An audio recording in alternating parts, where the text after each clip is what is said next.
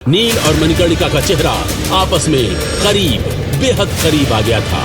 नील मणिकर्णिका की हिरणी जैसी आंखों में डूबा जा रहा था, वहीं मणिकर्णिका भी नील को एकटक देखे जा रही थी, जिसे कमजोर गुलाम समझकर मौत के मैदान में फेंक दिया। कैसे उसकी जान बचाई दुनिया की सबसे खूबसूरत राजकुमारी ने, जिस गुलाम को देखना तक पसंद नहीं करती थी राज्य की लड़कियां, आखिर कैसे उसे गुलाम के प्यार में पागल हुई विश्व सुंदरी राजकुमारी मणिकर्णिका। आखिर कैसे एक मामूली सा दिखने वाला गुलाम निकला दुनिया के सबसे अमीर राज्य का मालिक। अबे तेरे कपड़े फटे हुए हैं, चप्पल में छेद हो रखा है और तू मुझे धमका रहा है। एक शाही सैनिक को लगता है तुझे सबक सिखाना ही पड़ेगा। अगर तू मेरी असलियत जान गया ना तो तेरे पैरों के नीचे से जमीन खिसक जाएगी। उस सैनिक ने एक जोरदार लात नील को मारी और वो अपने पीछे आ रही श्यामल राज्य की राजकुमारी मणिकर्णिका, जो सुंदर नगर राज्य की शाही मेहमान थी, उसके ऊपर जा गिरा। राजकुमारी मणिकर्णिका के ऊपर गिरने के कारण नील और मणिकर्णिका का चेहरा आपस में करीब, बेहद करीब आ गया था। नील मणिकर्णिका की हिरणी जैसी आंखों में डूबा जा रहा था, वहीं मणिकर्णिका भी नील को एकटक देखे जा रही थी। तेरी इतनी हिम्मत कि तूने राजकुमारी मणिकर्णिका के शरीर को छुआ। तभी वहाँ राज्य के महामंत्री की शाही सवारी आती है और मंत्री नील को अपने सामने देख उसकी ओर दौड़ा चला आता है। अरे मालिक, आप यहाँ?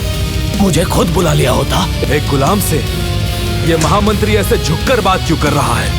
राजकुमारी, वही तो हम भी सोच रहे हैं विगोधर। ये गुलाम कोई आम गुलाम नहीं है, इसमें जरूर कोई बात है। महामंत्री सैनिक को इशारा करता है और नील का महल में प्रवेश करा देता है। मणिकर्णिका को दाल में कुछ काला नजर आता है और वो सबसे छिपकर नील का पीछा करने लगती है। हमने सुना है नील, राजकुमार राजदत्त इस बार मौत के मुकाबले में तुमसे लड़ेगा और तुम्हें मारकर वो मणिकर्णिका से शादी करेगा और फिर सुंदर नगर का राजा बनेगा। जी आचार्य। तुम्हें इसे रोकना होगा नील। अगर राजदत्त राजा बन गया तो पूरे सुंदर नगर में त्राहिमाम मच जाएगा। पर कैसे आचार्य?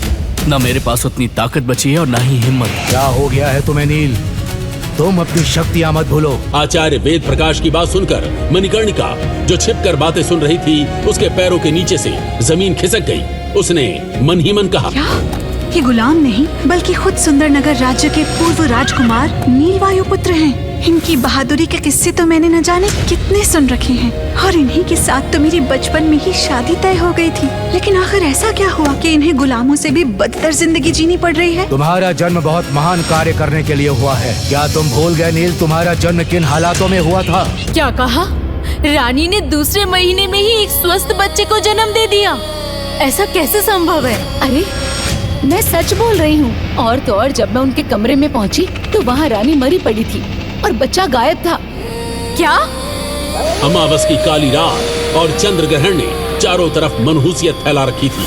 वहीं सुंदर नगर की महारानी अवंतिका का पेट खून से भीगा हुआ था और उनका नवजात बच्चा गायब हो चुका था। खून से सनी महारानी की लाश को देखकर दाई माँ की चीख निकल जाती है। खिड़की के बाहर बिल्लियां जोर जोर से रो रही थी, जो किसी बड़ी अनहोनी की तरफ इशारा कर रही थी। वो ले गया आपके नवजात बच्चे को, महाराज वीरेंद्र। कौन ले गया? अघोरा। हे भगवान, ये तो अपशगुन है। आज जो हुआ उससे साफ हो गया है कि खूंखार अघोरा सुंदर नगर आ गया है। न जाने वो अब क्या करेगा। अरे चुप हो जा, उसका नाम भी ना ले, वरना उसकी शक्ति और भी बढ़ जाएगी। दरअसल अघोरा एक खूंखार तांत्रिक था, जो सिद्धियां हासिल करने के लिए बच्चों का शिकार करता था और उनके शरीर को हांडी में गला के उससे जीव हथियार बनाता था। हर तरफ खून, मांस और हड्डियां पड़े थे। वहाँ का नजारा ऐसा था जैसे थोड़ी देर पहले यहाँ नरसंहार हुआ हो। वहाँ की ऐसी हालत देख राजा समझ गया कि यह अघोरा के अलावा और कोई नहीं कर सकता। खैर तभी पहाड़ी पर तेज रोशनी के साथ आसमान फटा और महर्षि भृगु प्रकट हुए, जिनके हाथ में महाराजा वीरेंद्र का नवजात बच्चा था। महाराज वीरेंद्र, तुम्हारी किस्मत तुम्हें यहाँ तक खींच ही लाई। लो संभालो अपनी संतान को। महर्षि भृगु, आप? हैरान न हो राजा वीरेंद्र, क्योंकि आज अगर समय रहते मैं नहीं पहुँचता तो आपका ये बालक अघोरा के हाथों मारा जाता। तुम्हारे इस बच्चे का जन्म एक बड़े मकसद को अंजाम देने के लिए हुआ है। इसके बाद महर्षि भृगु ने महाराज को जो बताया, उसे सुन उनके पैरों तले जमीन खिसक गई। नहीं महर्षि भृगु, ये तो असंभव है। मेरा बेटा ऐसा कैसे हो सकता है?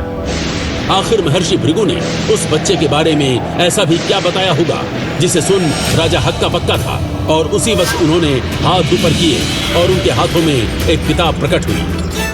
देखो राजा, मैं इस वक्त तुम्हें ज्यादा जानकारी नहीं दे सकता, लेकिन ये किताब, ये ज्ञान ग्रंथ तुम इस बच्चे को सही समय आने पर दे देना, क्योंकि आज भले ही अघोरा से मैंने इसे बचा लिया हो, लेकिन एक दिन वो फिर लौटेगा और इस बार वो पूरी फौज के साथ लौटेगा। लेकिन एक दिन कुछ ऐसा हुआ जिसने नील की दुनिया ही पलट दी। सैनिकों, गिरफ्तार कर लो इस कातिल को। मेरे बड़े भैया का हत्यारा है ये। पहले पैदा होते ही अपनी माँ को खा गया और अब अपने बाप को भी मार डाला। सैनिकों, बंद कर दो इसे काल कोठरी में और इसे ऐसा सबक सिखाओ कि मौत भी कांप उठे। छोड़ो, छोड़ो मुझे, पिताजी। नील कुछ सोच समझ भी पाता इससे पहले ही उसके साथ ये सब हो गया।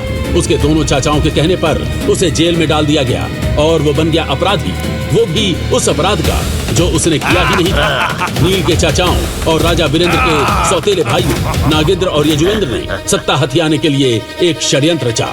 महाराज वीरेंद्र के दोनों भाइयों ने षड्यंत्र रचकर उनकी जान ले ली और पूरा इल्जाम नील वायु पुत्र पर डालकर उसे उम्र कैद के लिए काल कोठरी में बंद करवा दिया। अब हर रोज नील 2 रोटी को भी तरसता, हर दिन नौकरों की तरह काम करता, जुल्म सहता।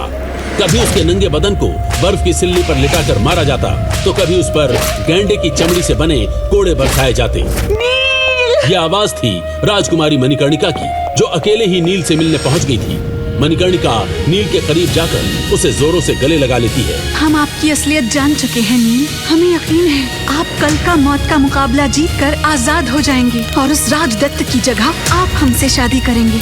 हमारा तन मन धन सब आपका ही है। तुम चिंता मत करो मणिकर्णिका, मैं उस राजदत्त को तुम्हें छूने भी नहीं दूंगा। कल का इंतजार करो, तुम्हारा नील वापस आएगा। ऐसे ही नील कारावास पहुंचकर उस किताब को जलाने के लिए निकालने के लिए जा ही रहा था कि उसके पैरों के नीचे से जमीन खिसक गई, क्योंकि वो किताब वहां से गायब हो चुकी थी। नहीं नहीं, ये नहीं हो सकता। उस किताब को यही होना चाहिए था। किताब चोरी नहीं हो सकती। नील ने सारी जगह उस किताब को देखा, लेकिन वो किताब कहीं नहीं मिली। तभी उसके सामने एक लड़की का साया सामने आया, जिसके चेहरे पर नकाब था और उसके हाथ में वही किताब थी। क्या इसी किताब को ढूंढ रहे हो नील? अब तो ये किताब गई तुम्हारे हाथ से। इतना कहकर वो साया गायब हो गया और नील सिर्फ चिल्लाकर ही रह गया। आखिर किसका था वो साया? क्या वो मणिकर्णिका थी? क्या करेगा नील अब उस किताब के बिना? क्या नील बिना किताब के राजदत्त को हरा पाएगा? क्या नील और मणिकर्णिका की होगी शादी? क्या नील ले पाएगा अपने पिता की मौत का बदला? क्या नील बनेगा पूरे सप्त सिंधु का महान योद्धा? क्या होगा जब नील की असलियत आएगी सभी के सामने? अभी तक जो भी आपने सुना है वो तो कहानी का सिर्फ 30% है। पूरी कहानी के लिए आइए पॉकेट FM पर और सुनिए दिलों को झकझोर देने वाली कहानी महागाथा, एकदम फ्री।